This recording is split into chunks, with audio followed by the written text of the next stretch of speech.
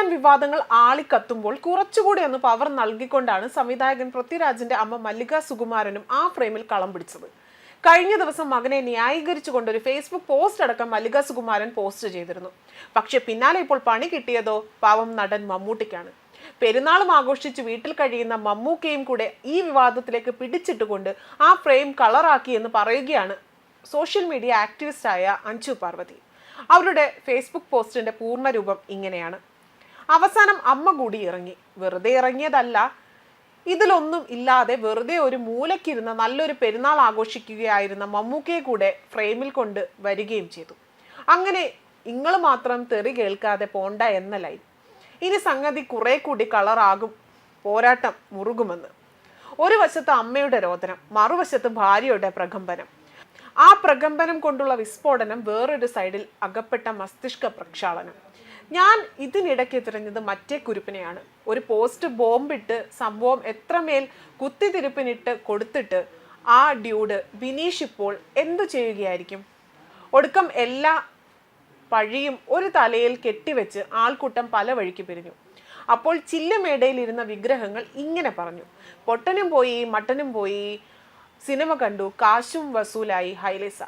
ഇനി 2 ദിവസം കഴിഞ്ഞ് വീണ്ടും പൊട്ടനും മട്ടനും ചട്ടനും സിനിമ കാണും. അപ്പോഴും പെട്ടിയിൽ തുട്ടു വീഴും ഹൈലേസ.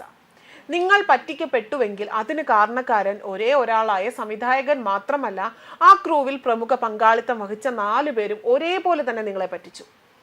വടിവോടെ ഇടിവെട്ട് ഡയലോഗ് എഴുതി വെച്ച സ്ക്രിപ്റ്റ് റൈറ്റർ, ഓരോ സീനും ക്യാമറയ്ക്കുള്ളിൽ പകർത്തിയ ക്യാമറാമാൻ, ഈ സിനിമയുടെ ഹൈലൈറ്റ് ആയ നായകൻ, സംവിധാനം ചെയ്ത ആൾക്കൊപ്പം അതിൽ തുല്യ പങ്കാളികളാണ്. അതാണ് ശരി.